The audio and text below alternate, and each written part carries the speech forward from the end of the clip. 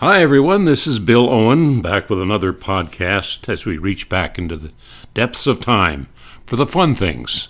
Comic strips, radio, the movie serials, early television, the great literature of that era, the many motion picture stars and great comedians. Oh, what an era. What an era it was. And the subject today is comic strips to radio. What do I mean by that? Well, a lot of the popular comic strips of the 30s and 40s appeared on network radio. That was a thrill for youngsters like myself, my comrades. Many of the popular comic strips, in fact, served as a basis for successful shows on radio, with the leading characters transferred right onto the air. So sometimes the same plot lines were applied, and other times had nothing to do with the original. For example, Chester Gould told me that he had no connection really with the radio broadcast. Chester Gould, speaking of Chester Gould, the creator of Dick Tracy, I became a corresponding buddy of his. I sent him a letter one time praising one of his Sunday comics, in which he had the Crime Stoppers notebook, and he made a reference to not having a sign outside your window saying "No guns here," because that was like a flashing red light inviting burglars, so on. So he answered me with a postcard. I have that hanging up in my living room to this day. A wonderful answer from Chester Gould. I called him once on the phone, and we corresponded by mail a couple of other times. But anyway, that's my connection with Chester Gould, who was one of my real heroes of life. Oh, absolutely. So Dick Tracy was one of the foremost of the comic strips that made the transition to radio. Blondie, with the same people, Arthur Lake particularly, playing the role of Dagwood. Bringing Up Father, better known as Maggie and Jiggs. One of the biggest of all the radio programs of that era was Buck Rogers in the 25th Century A.D. He was also big in the serials, but primarily he was big on radio and the comic strips. And his counterpart, Flash Gordon, was not as big on radio, but bigger in the movie serials, as you may remember. Both very, very huge in the comic world. How about Don Winslow of the Navy? Remember that one?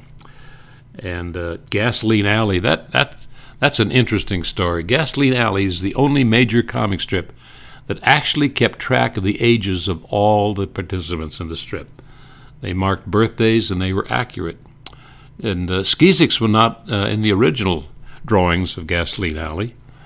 In fact, the strip became known as Skeezix later.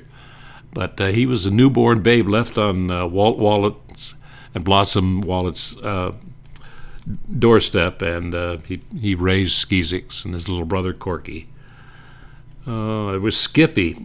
I remember Skippy from way, way back in the comic strips. One little sequence had this one of Skippy's friends saying, "Oh, things are terrible today. It's awful." And he said, "Why? What's so awful?" He says, "I'm not only broke, but nobody owes me anything." Well, I've often thought about that philosophy. Interesting. The Gumps with "Oh, men," he'd always shout to his wife, Andy Gump. Benjamin, or Bim, his rich uncle, was on there, of course. And Lil Abner, John Hodiak. What a great character actor he turned out to be on radio. And he captured Lil Abner perfectly. Perhaps the biggest of all the radio shows coming out of the comic strips was Little Orphan Annie. Oh, what else? There was Mr. and Mrs., there was Popeye the Sailor was a big one, Red Ryder, Regular Fellows, Smilin' Jack, Superman, of course, Terry and the Pirates, big in the comic strips, big on radio, big in the movie serials. And that was drawn by, let me think of his name now, Milton Caniff. And he didn't enjoy what the Chicago Tribune Daily News Syndicate did to him, because he created the strip, drove it to success, and he wanted a piece of the action. They said, no, you just a cartoonist, you work for us. So he dropped it, turned it over to George Wonder, and that strip became just about as big as ever. But he went on to Steve Canyon, and Steve Canyon became a huge comic strip for Milton Caniff. There was Tilly the Toiler, the timid soul. Harold Teen. Harold Teen. Oh, I remember all those wonderful characters. The Shadow, Pop Jenks in the Sugar Bowl. And let's see, what were some of the famous gags I remember from Harold Teen?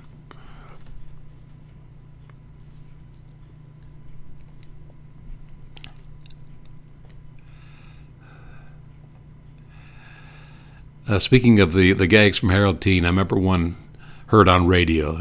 I don't know why I remember it. It's not that funny, really, admittedly, but I remember he said, "Where were you bred, you crumb?" Oh, that's low class humor, but it's memorable. It stayed with me all those years. Just like a gag I remember Jerry Colonna pulled on Bob Hope one time, decades and decades ago, literally. And Hope was saying to Colonna, he said, "What are you doing, Colonna?" He says, "Hope, I'm building a bridge from New York to London." And Bob Hope says, "Colonna, you can't build a bridge from New York to London." And Colonna says, "You can't? Tear it down, fellas." Great memories of those days. We're speaking of Dick Tracy. He was noted for the terrible endings of some of his notorious criminals, and also for the great characterizations. Oh, there were so many and some of them had their names from words spelled backwards. For example, Yellow was Wally. Wally spelled backwards. Wally was the criminal. And one of the most notorious, the Blank, who was also featured in one of the Dick Tracy movies, feature movies.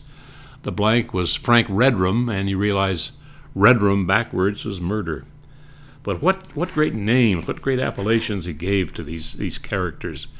I remember Boris Arson. Doesn't that just sound, with all apologies to people named Boris Arson just sounds like a criminal name to me.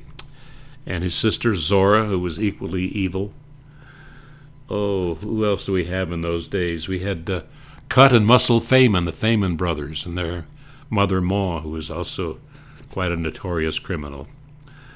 And we had, let me think now, Little Face Finney. He actually had a little face in the cartoon strip. And there was BB Eyes. There was Flat Top. I think, and I don't just think, I know Chester Gould said that his favorite character of all the villains was Flat Top. And then there was a son of Flat Top. There was 88 Keys. And that was always the way I remembered how many keys, black and white keys, there are on a piano. I think it's 52 versus 36 for a total of 88. 88 keys. There was Prune Face and later Mrs. Prune Face. Oh, another great criminal was Lips Manless. Great criminal, that's kind of a contradiction, an oxymoron, isn't it? But Lips Manless was a terrible hoodlum, a terrible thug. It ran a gang who was notorious. But Dick Tracy managed to make him over, had him shave his mustache. I don't know why that made him a better person, but bought him new clothes and renamed him Bob Honor. And Bob ended up working with the police instead of against them. There was the little girl Sparkle Plenty, of course, coming out of B.O. Plenty. That's when, in the 40s, the strip began to take a little bit of a satiric turn instead of focusing on the horrible criminals of that era, mostly inspired by Chicago gangs. He had characters like Gertrude Gertie. The Mole came along. Remember the Mole? Notorious. He had a face something like a mole. There was Carps, apparently based on the name of Alvin Karpis, another notorious criminal of that era. I remember Larceny Lou. How's that for a great name? There was Shaky. He was a real bad guy. Measles. We had Nat the Fur King. We had Stooge Viller, one of the early criminals. What a bunch of wonderful characters. Oh, Yogi Yama. Remember there was Mama and Jerome. And Diet Smith was a good guy. And there was Breathless Mahoney. And in the good cast, of course, Pat Patton was his assistant for so many years. And his son Junior, and then there was Tess Trueheart, who became his wife eventually. Oh, so many wonderful characters' names to think back over the years. Well, oh yeah, Pear Shape. We can't forget Pear Shape. Self-descriptive, isn't it? Oh, what memories we have of the great comic strips and the great characters, many of which ended up on radio. Oh, I'm still thinking of names before I sign off. Stud Bronson, and there was Shoulders, and there was Gargles, Doc Hump. Mary Steele was one of the good people, and she was in many, many of the comic strips. Well, we look back now at Dick Tracy fondly. We look back at Gasoline Alley, Popeye, Blondie, Little Orphan Annie. And we'll talk about things like this in the future. This is Bill Owen signing off for today.